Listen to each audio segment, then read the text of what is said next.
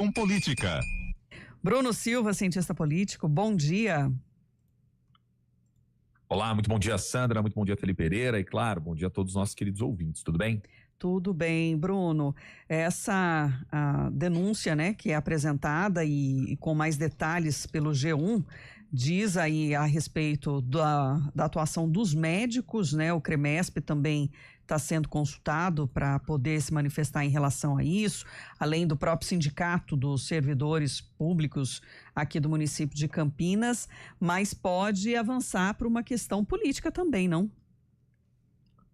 Mas não tem a menor dúvida, né, Sandra? Na verdade, um problema que é um problema grave, né? Esse grande volume de atestados aí que foram apresentados pelos médicos como um todo, que, portanto, indicam essa eventual fraude. E traz também esse eventual problema, né, nessa emissão aí que vai investigar para ver essa dimensão associada às fraudes, enfim, etc. Porque, no final das contas, né, são 155 dias de atestado, ou seja, uma coisa absurda aqui, né, a quantidade de atestados como um todo. E como se trata, inclusive, da própria classe médica, fica ainda mais complexo, o que pode trazer um problema de horizonte político, porque pode implicar lá na frente, né, Sandra e queridos ouvintes, a própria prefeitura tem que se movimentar para poder ver o que fará efetivamente com os médicos, quais os tipos de punição que podem ser diretamente direcionados ou até eventualmente os desligamentos justamente por virtude de fraude, enfim, o que daria uma justa causa, né? E aí isso pode trazer reflexos, vamos dizer assim, do ponto de vista político, tendo que fazer contratações, enfim, agilizar processos e assim por diante. Então é um problema grande esse que traz a reportagem do G1 como um todo. E justamente no momento em que a prefeitura vem anunciando a contratação, né, o chamamento daqueles candidatos que passarem concurso público também no município. Então, não só para a área médica, mas de outras áreas também da saúde. Outro assunto que nós temos a tratar, a Prefeitura de Valinhos divulgou agora há pouco, Bruno, que o Tribunal de Justiça de São Paulo rejeitou os embargos de declaração apresentados pela Prefeitura no processo que discute a constitucionalidade da lei municipal que criou a gratificação de risco de morte para a Guarda Civil Municipal.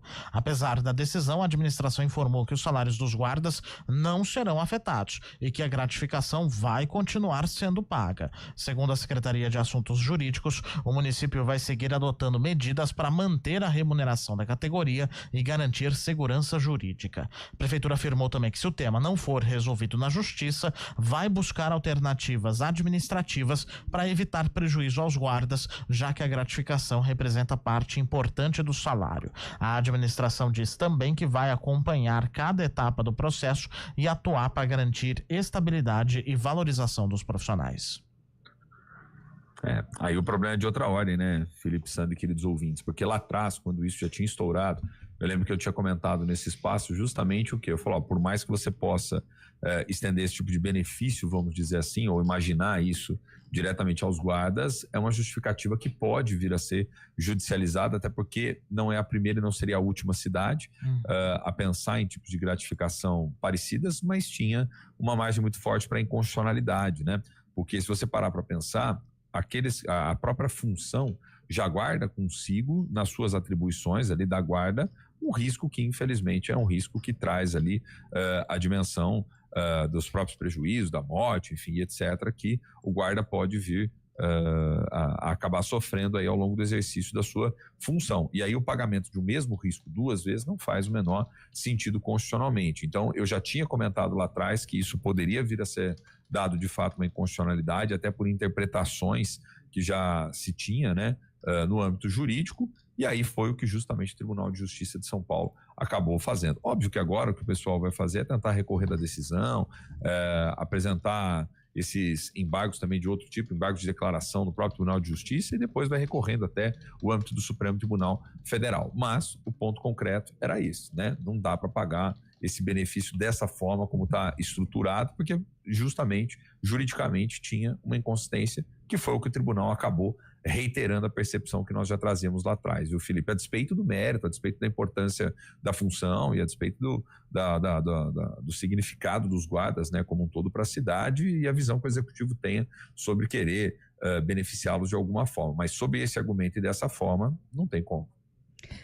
Bruno, e aqui em Campinas, a Câmara votou ontem em primeira votação aquele projeto de lei que altera regras da taxa de fiscalização sanitária, né, que já tinha uma previsão em lei, mas com algumas alterações.